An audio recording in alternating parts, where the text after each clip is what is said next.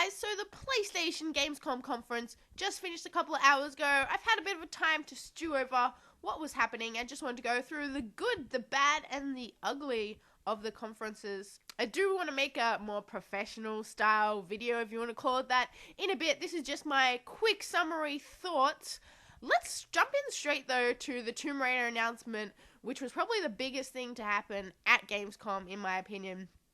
So if you guys haven't seen already, Tomb Raider was announced as an Xbox exclusive. I wanted to make like a dedicated video to this later, but just my initial thoughts, like obviously I feel like betrayed, not even betrayed, I just feel upset that I have a PlayStation 4 and I can't play a sequel to one of the best games that came out last year. But I mean, like, good on Square Enix, good on Crystal Dynamics for getting that Microsoft money. Like, go get it, you know, games made to make a profit, so if that's how you're gonna make it, like, good to them. So, let's jump on into the good of the PlayStation conference. Like, overall, I was pretty satisfied with how everything turned out. They started off saying that there was 10 million units sold of PlayStation 4 so far, which is excellent, as everyone's been reminding everybody for like a new next-gen console. We bring in some Bloodborne gameplay, which I am happy to see. We actually saw some professional gameplay in terms of everything else we've seen for this was pretty much leaked. So as like, I am crazy excited for that game, and I think it's coming out actually real soon, like first half of next year. A game I pretty much forgot about, it was always in the back of my mind, but I didn't really think about it, was a game which I thought the best trailer of the show was for RIME.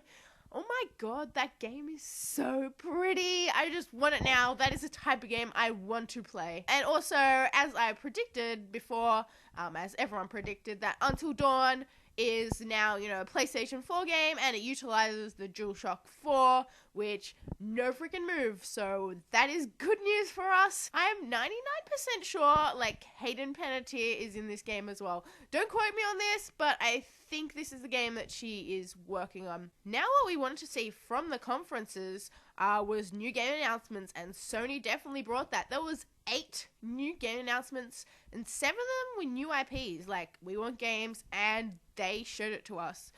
So the one that isn't a new IP is Terraria Unfolded, which is coming to the PlayStation 4.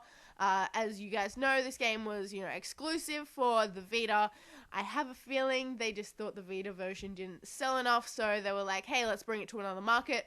But, you know, I'm glad about that. Terraway is one of my favorite games on the Vita, so if more people can play in that, like, unique universe, then that is excellent. Then Hellblade was announced, which is Ninja Theory's new game. That was really channeling this Heavenly Swords vibe. They said it was coming first to Sony platforms, so this is like a timed exclusive. It's going to come to stuff throughout. They announced The Vanishing of Ethan Carter, which I'm surprised more people aren't talking about. Looks like a really mysterious, atmospheric game, which I like the trailer at least. Then there was The Tomorrow Children, which honestly I thought was a bit weird, but it's a creating game, and they did say that it was going to be weird, so, you know, good on them. More variety in games, the better. Volume was announced, which is by the Thomas is Alone developer dude. They announced the PT demo, which I'm 95% sure is a Silent Hill game, but that is like a demo that you have to go and play on your PlayStation 4. I might do that later. Silent Hill is obviously freaking scary. I don't know if I really want to play it, but I'll go check it out, possibly. Then Housemarque's game was Alienation exclusive. This game looked interesting. I'm not gonna lie, I think I need to see more of it to be completely sold on it. It did really look like Dead Nation, in my opinion. And then, finally, for the good, WiLD was announced as a survival adventure game. It is open world. I'm pretty sure it has online features as well. That, again, is another game we need to find out more about, but that looked freaking sick, and I'm pretty sure that is as well exclusive to Sony platforms. I don't know if it's forever or timed exclusive.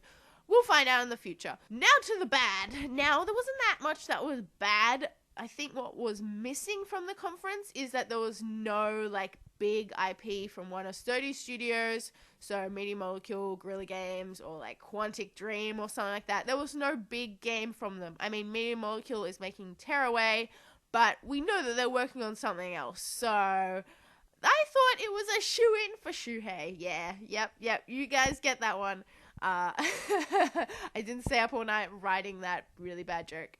So that was interesting, but like it really does show Sony is like holding its cards to its chest. Some people are like, oh, they really need to announce something. But if Sony already has the momentum with the PlayStation 4, like it is continuously outselling the Xbox One, and both next-gen consoles I think are doing way better than both companies expect, they don't need to show anything massive. They can continue holding it close to their chest until Microsoft brings out some big guns, and then they can like kind of combat it.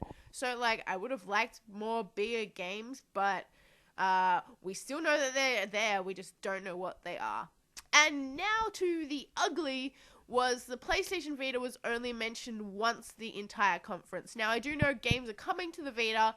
I know I still have 10 billion games on the Vita that I need to play. I don't think there is a lack of games, but there is lack of game announcements. And that is bad for the Vita in terms of if less people are picking up the system, less devs are going to be like, hey, actually, let's like port our game to Vita, or let's make a dedicated game for Vita. And that cycle keeps on continuing until it stops. If you go check out Valiant Hearts was recently announced for the iOS, but not the Vita, whilst, you know, Child of Light, which is by the same devs, actually came to Vita. So we are seeing a slight slowdown of games being ported to there. So that's a bit of some sad news, but, you know, we can just deal with it, I think. Thank you guys for watching. As I said before, I would love to do a more professional style video of this, which I will have out in the next couple of days on the games that I really like the most and some features and everything else that comes out of Gamescom in the next couple of days. If you are new to my channel and you haven't seen some of my other videos, go check them out. And if you like them, make sure you subscribe. And I'll see you again soon. Bye!